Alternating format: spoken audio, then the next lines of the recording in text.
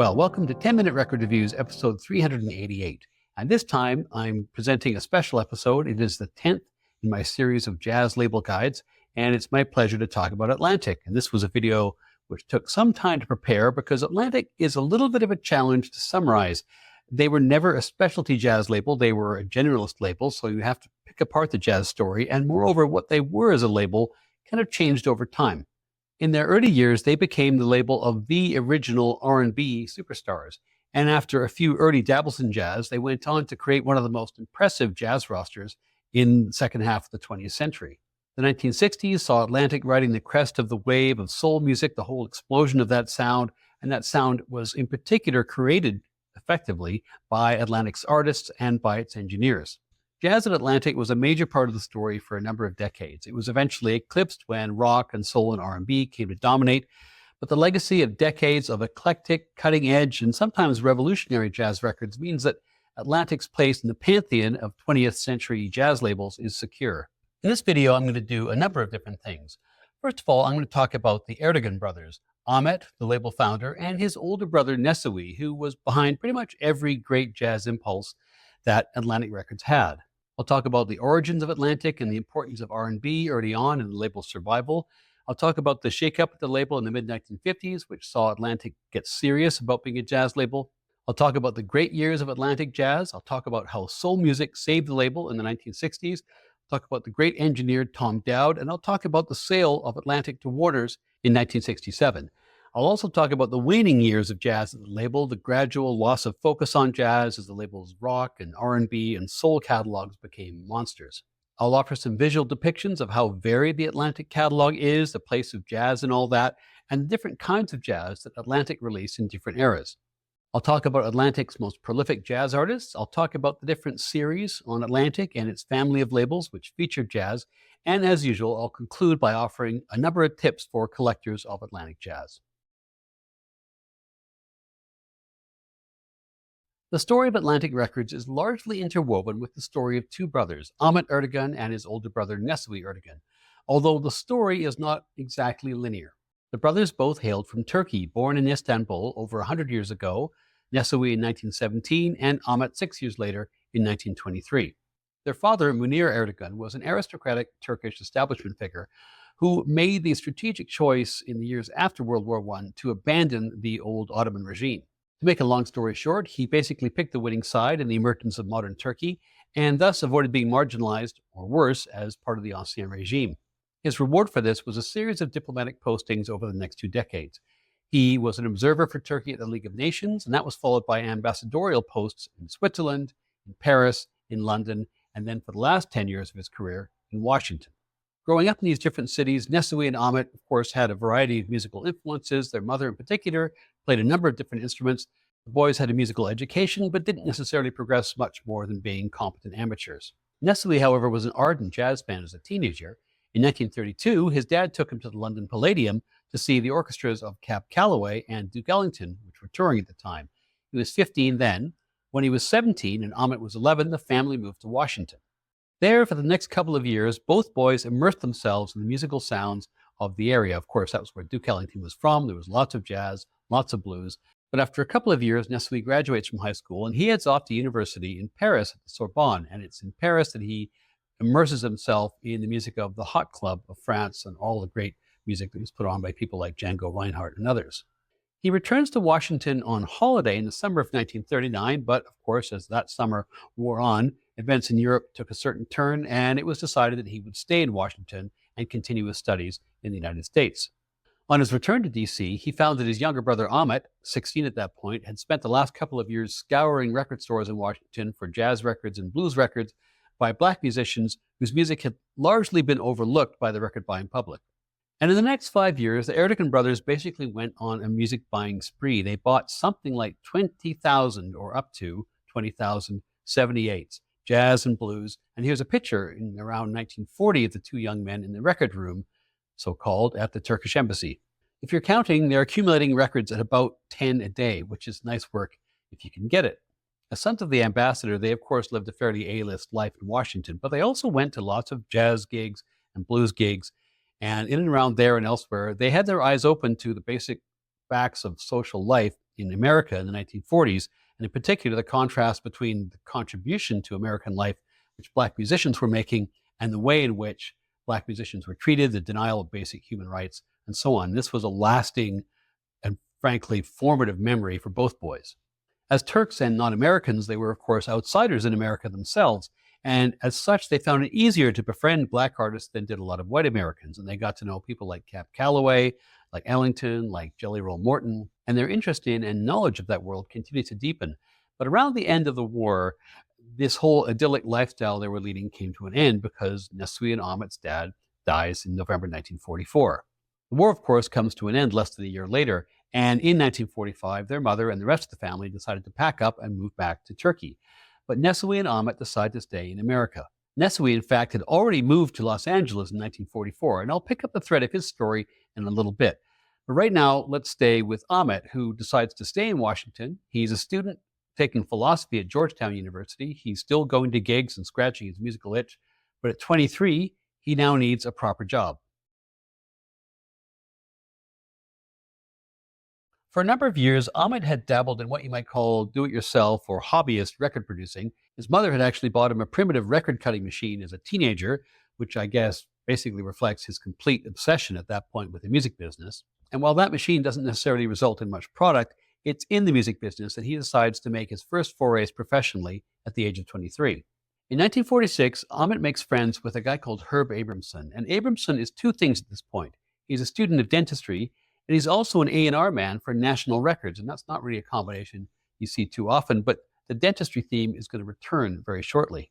National Records was a New York label. It operated from about 1945 to 1951. Its big stars included Billy Eckstine, and more saliently for Atlantic, Big Joe Turner, who would sign for their label later on in the 50s.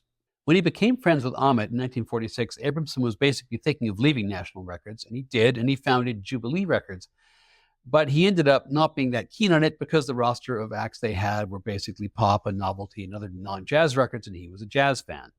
So in 1947, Abramson leaves Jubilee, and he and Ahmet decide to found their own label, which was going to feature gospel, jazz, blues, and blues-oriented pop made by Black artists, so-called race music, as it was termed in the day. Abramson puts in $2,500. Ahmet goes and finds another $10,000. Pretty big money in those days, actually. He got a loan from a guy called Vadi Sabit, who was, wait for it, his family dentist. These are the great dentistry roots of Atlantic Records. And Atlantic Records is founded in September 1947 in New York City. Abramson became the president, and Ahmet, who was probably the bigger music nerd of the two, becomes vice president in charge of A&R and doing the production and doing the promotion. The only other person working at Atlantic at the time was Herb's wife, Miriam. She ran the publishing arm, she ran the office, and by all accounts, she absolutely terrorized anybody who came into contact with her. But maybe she needed to be fierce because money was kind of tight in those days. In the early years, Atlantic was not dealing in high volume. They put out jazz singles, they put out some blues, some country and western, some spoken word, some children's recordings. But before they even got off the ground doing that, they were almost killed off as a label in early 1948 by a strike by the American Federation of Musicians. The Federation had long been worried about what you might call electronic and recorded intrusions into the revenue that musicians made by playing live. They had struck from 1942 to 1944 because they were worried about recording, and that had led to a 2-year ban in recording, which, amongst other things, means that a lot of great early bebop never got recorded at the time. Now they were worried in 1948 about television, so they struck again for nearly a year. Fortunately for Atlantic, Abramson and Ertegun had seen this coming, and they had stockpiled enough recordings in the fall of 1947 to get them basically through 1948. Atlantic's first recordings are issued in January 1948, and they include a couple of jazz, R&B related tracks, That Old Black Magic by Tiny Grimes, and The Spider by Joe Morris, and they kept afloat, kind of. But for 2 years, and over the release of nearly 24 singles, Atlantic didn't really bother the sales charts, and they were living essentially hand to mouth, and it was pretty tenuous. Having listened to quite a few of those tracks, I have to say they were releasing jazz that wasn't really hitting the mark compared to, say, what their competitors were putting out, whether it's Prestige or Blue Note or others. The Spider is a good example, I think. It's a little too R&B for jazz, a little too jazzy for R&B. But their breakthrough comes in 1949 when they put out a jump blues track by Stick McGee, who was Brownie McGee's brother. McGee had just recorded this track for a label called Harlem Records. It was called Drinkin' Wine, Spodioti. It's a good record. There was demand for it, but the label went bust. Ahmet Ertegun, because of his familiarity with blues circles, knew Brownie McGhee quite well. So he reached out to him and said, look, get your brother over here and we'll record his track again for Atlantic. So they record their own version of Drinkin' Wine Spodioti. It comes out in February 1949. It sells 400,000 copies, which is massive, and it got to number 2 on the Billboard R&B charts. This was a real windfall, and it gave Atlantic Records a little bit of breathing room. If you listen to that track, Drinkin' Wine Spodioti, and I've put a link in the description, a couple of things are apparent. First of all, it is definitely a nailed-on hit. Secondly, it's basically a rock and roll record from 1949, which shows, I guess, how arbitrary the origins of rock and roll discussion is. You know, white musicians, sure, started playing it in 1955, but really you can find examples of lots of music, a lot of it on Atlantic, actually, which is essentially rock and roll more than it's anything else, from 49, 50, 51, and so on. Anyway, bolstered by this, Atlantic starts to mine this vein of R&B. And an interesting sidebar from this period at Atlantic is the emergence of Ahmet Ertegun as a songwriter. I mentioned that he wasn't necessarily a great musician, but he did write a number of songs, wrote a lot of lyrics. He's got credits for the big hit Chains of Love for Big Joe Turner, for Mess Around by Ray Charles, one of his early hits. And his voice can actually be heard in the gang chorus to Big Joe Turner's Shake, Rattle, and Roll. And one of the quirks of all this is that Ahmet Ertegun actually has a songwriting credit on Steve Miller's The Joker, because there was an Atlantic R&B act called The Clovers, and Ertegun had written some lyrics for them for a song called Lovey Dovey, which included the phrase, really love your peaches, want to shake your tree, and ergo the writing credit. Anyway, back to Atlantic's fortunes in 1949. As I mentioned, Drinkin' Wine Spodioti basically gives them this breathing room. It gives them a lift. They're able to move to proper offices out of the hotel room they were working out of before then.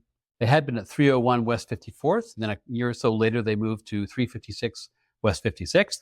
And as they got their feet under them, they realized that they needed to solidify and expand and be able to scale up their production, which meant not just making more singles, but actually being able to put out LPs on the regular, because the LP was going to be a vehicle for significant revenue in the recording business in the years to come. And they had been a little bit slow off the mark when it came to recording LPs. In those early years, from 1948 to 1951, as I mentioned, they were basically a singles label. A lot of those singles were jazz, yes, and there are some interesting cuts amongst those, not least a couple of singles by the Polecats. The Polecats were a sextet drawn from Stan Kenton's orchestra, which came together for an impromptu date in New York, which included future West Coast stars Shelly Manne, Art Pepper, and Bob Cooper. That was a single. Singles were the thing. Atlantic had also been slow to cease production of 78s and a little bit slow off the mark, in terms of volume anyway, in embracing the 10-inch LP format. Columbia had started releasing 10 inches regularly in 1949. Blue Note were regularly putting out 10 inches in 1950. The first proper jazz 10-inch record which appears on Atlantic does appear in 1950. It's this one by Joe Bushkin, I Love a Piano. This is the first pressing of that. I'll just show you the label just out of interest. Here is the label, which, as you can see, is a kind of funky gray and white and red number.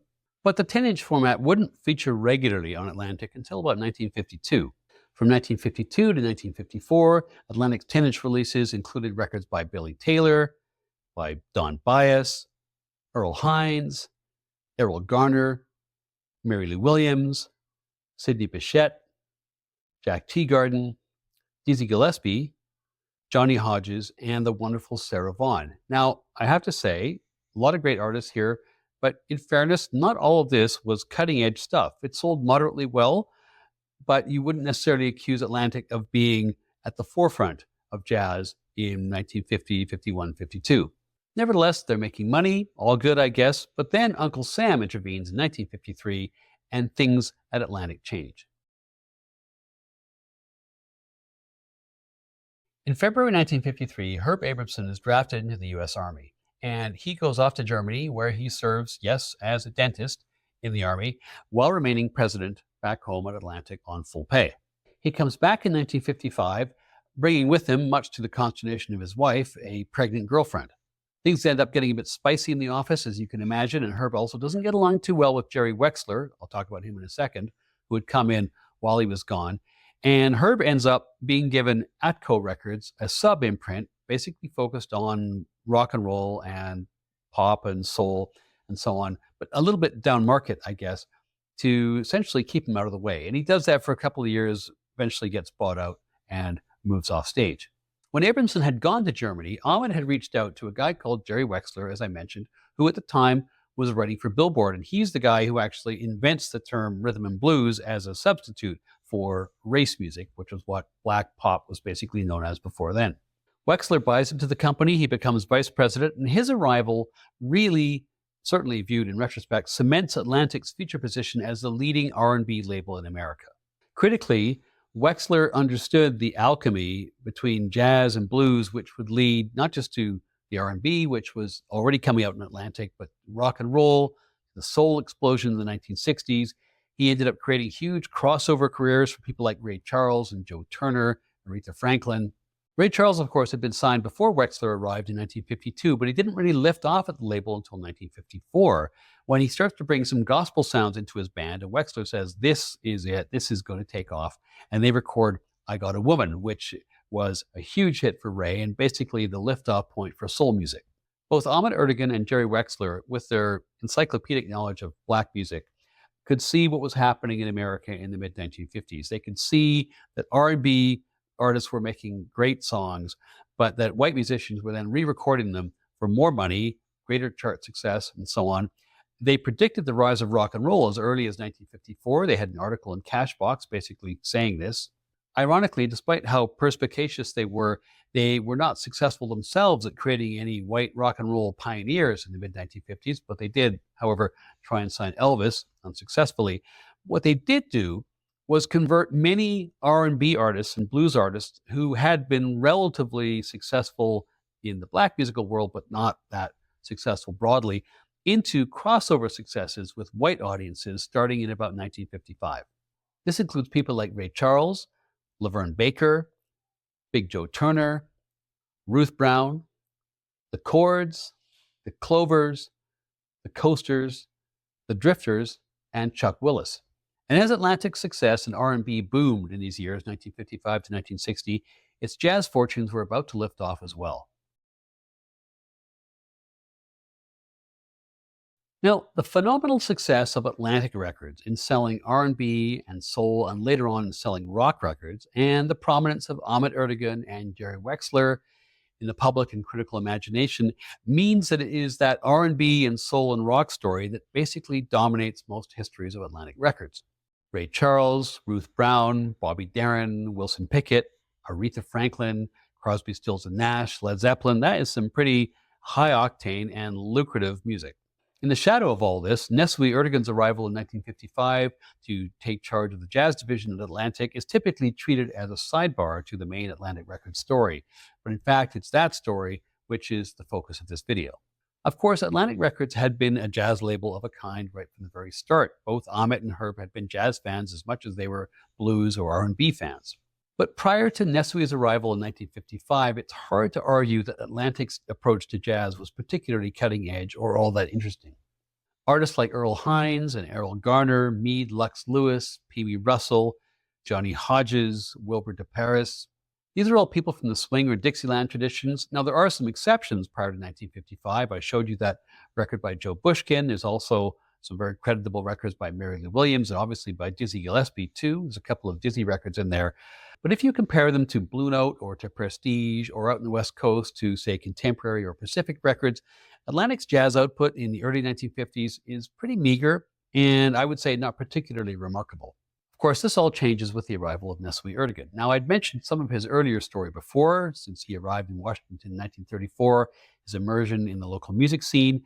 And what I didn't mention at that point is that he had also spent a fair amount of time in New York. He had gotten to know Billie Holiday. He'd gotten to know Lester Young. He'd begun an extended relationship with the record collectors magazine, The Record Changer. I mentioned that Ertegun Sr. had died in November 1944, and that Nesuhi had then decided to go off to California. Now, he'd been to California before, and in fact, he knew a woman there, and he decided that going to find her in Los Angeles was probably a better bet than going back to Ankara. Her name was Marilee Morden. She ran a record store in Hollywood called The Jazzman, and when Nesuhi went out there, he began to work at the record store, and the two of them got married. In the mid to late 1940s, they ran the shop and they also established a record label of their own called Crescent Records. Crescent came about because Nesuhi had been asked to pull together a band for a radio show which featured Orson Welles. And so, with his knowledge of Dixieland and basically old-time jazz, he reached out to a then retired Dixieland performer who was living locally, a guy called Kid Ory, and persuaded him to come out of retirement and form a band. The band turned out to be pretty good, unsurprisingly, and he couldn't find anybody to record the band, so he decided to form his own record label, which became Crescent Records. The focus of Crescent was on traditional and Dixieland jazz. They didn't make many records, but they did record, in addition to Kid Ory, Jelly Roll Morton, and Jimmy Noon. Pretty soon after it's founded, Crescent gets a rebrand to Jazzman Records, which was kind of a tie-in with the record store, and it continues on with Nesuhi and Marilee running the label and the record store until 1952, when they get divorced. In the divorce, she gets the store, he gets the record label, and he ends up selling the label to another label in Los Angeles, run by a Hollywood screenwriter who had recently been blacklisted from Hollywood because of his refusal to name names in the McCarthy hearings. That screenwriter, of course, was Lester Koenig, who rebounded from that mishap to found Contemporary Records. And Nesuhi goes to work for Koenig after selling him the label, and he runs the sub-imprint of Contemporary, the traditional Dixieland sub-imprint, Good Time Jazz. But despite the fact that he was still quite involved in the traditional jazz scene, crucially for Atlantic's future trajectory, it was at Contemporary that Nesuhi really starts to come to grips with modern jazz as it was in the early 1950s. Outside of his duties at the label in the early 1950s, he had a couple of other jobs. He'd become the editor of the Record Changer at that time, and he also taught a history of jazz course at UCLA, which apparently was the first ever history of jazz course to be taught at a major U.S. university. In late 1954, Nesuhi was approached by another Hollywood label called Imperial Records, which had never released any jazz at all, but wanted to start a jazz division, and asked him would he come and help set it up. He said he would, and he gets hold of his brother Ahmet back in New York just to let him know this news. But in New York, Ahmet and Jerry Wexler had a number of different pressing problems with their label. They were falling behind in developing the 12-inch LP part of the business, and at the same time, possibly a related development, they were just treading water on the jazz side, both artistically and commercially. They persuaded Nesuhi to turn Imperial down, to come to New York, and to join Atlantic, where they made him a partner. They asked him to help develop the LP side of the business, and they also asked him to help Atlantic catch up to the other New York independents like Blue Note, like Prestige, even Bethlehem at this point, on the jazz side. And Nesuhi takes up the challenge. By any standard, Nesuhi's arrival at Atlantic revolutionizes jazz at the label. Despite his traditional jazz leanings, while he was a Contemporary from 1952 to 1954, he'd become a keen appreciator and a talent spotter of musicians with more modern jazz leanings. Here he is, for example, well, at least you can't see him, but these are his liner notes on an early Howard Rumsey Lighthouse All-Stars record. He also wrote the liner notes for this great early record by Barney Kessel when he was at Contemporary, and also his liner notes can be found gracing the back of an early record by Shelley Mann, who produced so much great work for Contemporary. So he arrived on a mission, and let me read a selection from the liner notes to the very first, this is the first pressing of the very first jazz record that Nesuhi produced at Atlantic, which is Atlantic 1212, The Swinging Mr. Rogers by Shorty Rogers. Let me just read you a little passage from the liner notes here. In a series of albums now being planned, Atlantic intends to illustrate various aspects of the experimental school, because I have a feeling something of real and lasting importance is about to emerge from the Hollywood jazz workshops, something perhaps which will form the basis for a new approach to music in general, and may be recognized in much later times as the beginnings of a new era in music. This thought is advanced only as a possibility, but if the possibility exists, and I feel it does, the experimentalists should be encouraged and their works should be brought to the attention of interested listeners. So that's a manifesto if I've ever heard one. And beginning in 1955, as the head of Atlantic's jazz division and the A&R and the production of all of that, he goes on to sign an impressive and diverse list of top-line talent. And it's hard to exaggerate the extent to which Nesuhi expanded his jazz horizons in, well, maybe I guess beginning in those years at Contemporary, but particularly in his early years at Atlantic. And let's consider some of the artists he signed and produced.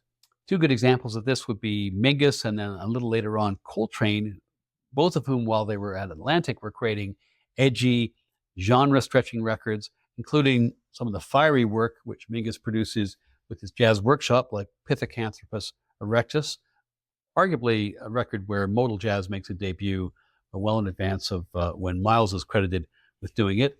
And another great record which Mingus puts out with Atlantic is Blues and Roots. Really, just nothing wrong with those two records at all. Very exciting records, and so unlike the kinds of music that Nesuhi was engaging with just 4 or 5 years before.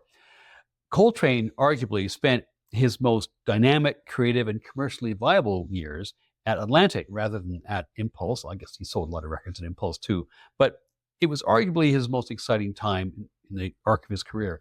He records some classics there, several of them actually, and they were, of course, wise enough to retain a number of other tapes and release a bunch of stuff after he left the label too. Here's one he released while he was at the label, the famous Giant Steps with its sheets of sound, which attracted so much attention.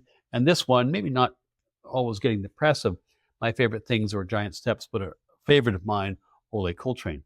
Jimmy Giuffre was another artist who spent some time at Atlantic in the 50s.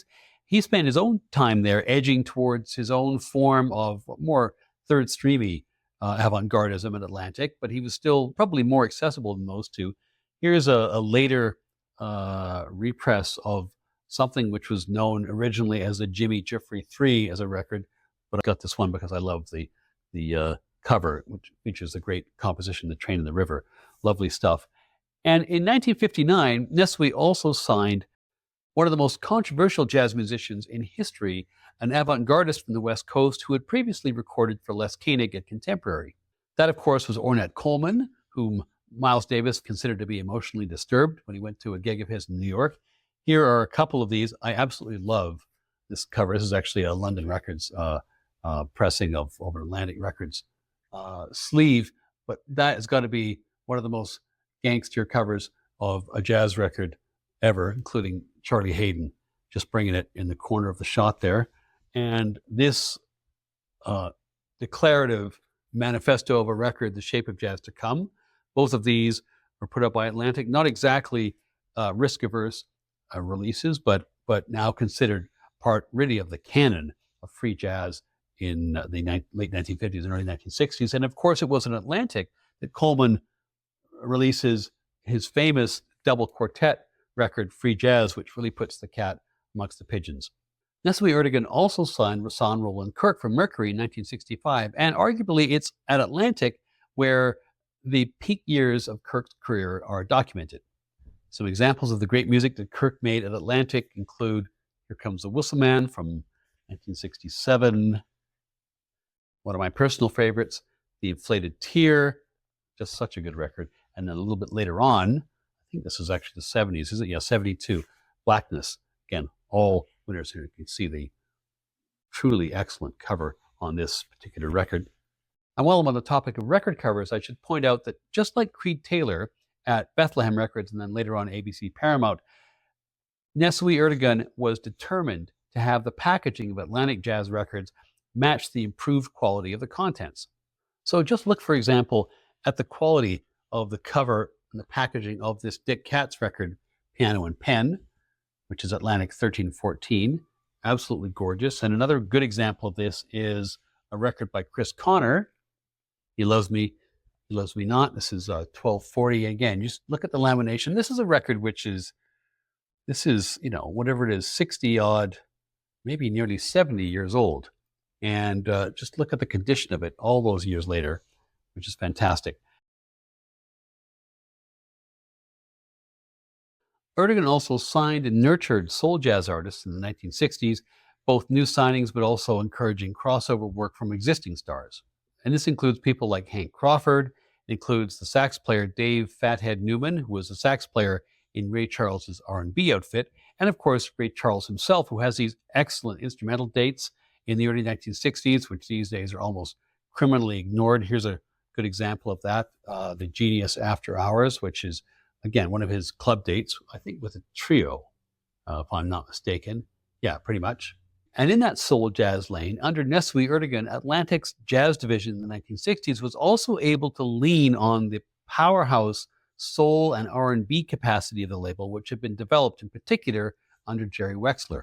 Now, the story of soul music on Atlantic Records, the story of Atlantic's relationship with Stax Records and the emergence of Stax Volt and the whole Memphis sound in the 1960s is worth a video on its own, and it requires a huge deep dive, which would take us a long way from jazz, and I'm not going to do it in this video.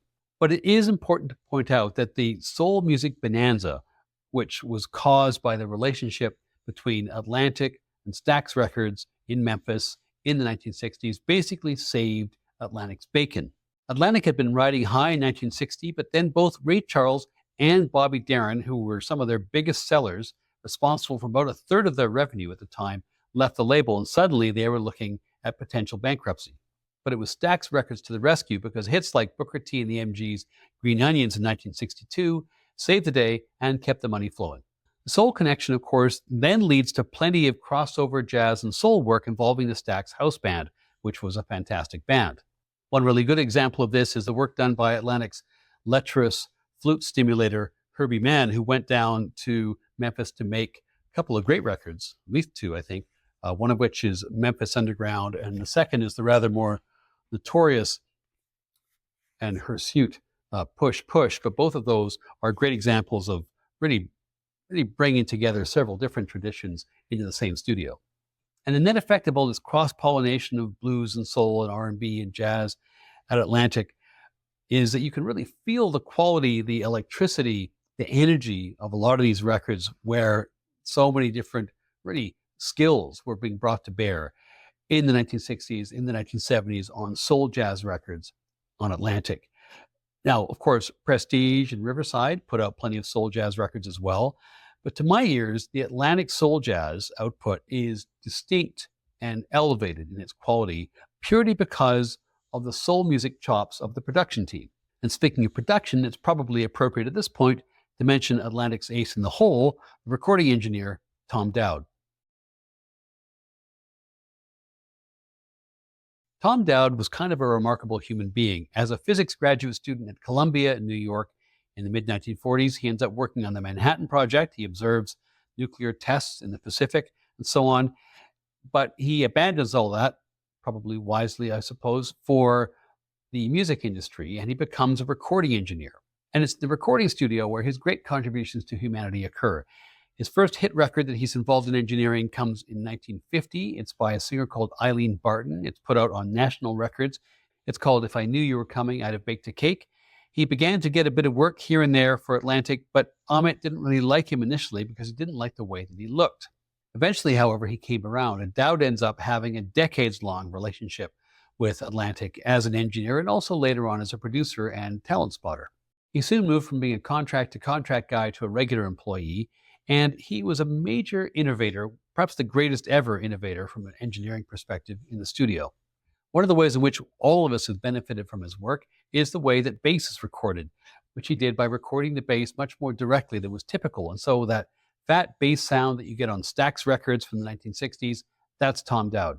He also pioneered the recording of distorted guitar sounds. He pioneered multi-track recording. He created some of the very earliest legit recordings in stereo. And he also invented mixing board faders, which were much easier to use, as it turned out, than dials and knobs.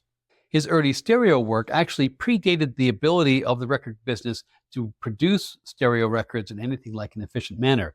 So what he did was he stockpiled the stereo tapes, and many Atlantic recordings, which were made in the 50s in the mono era, end up being released later on in legit real stereo because Tom Dowd would reach back into his shelf and pull out the stereo tapes which he had made years before.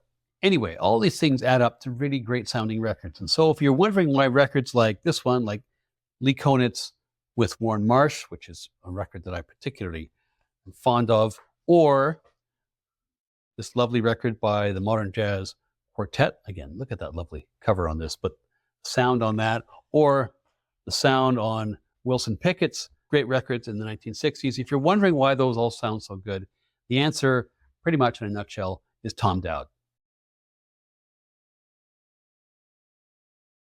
As the 1960s wore on, Jerry Wexler was getting nervous when he looked at Atlantic Records.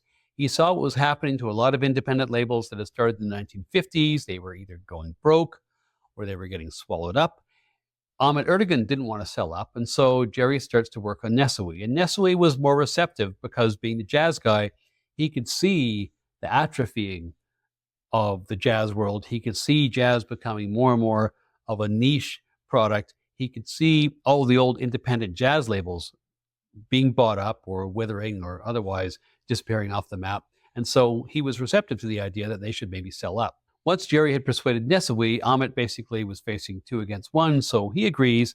And in 1967, they sell Atlantic Records to Warner Brothers for about $17 million, which is now largely considered to be an absolute steal on the part of Warner's.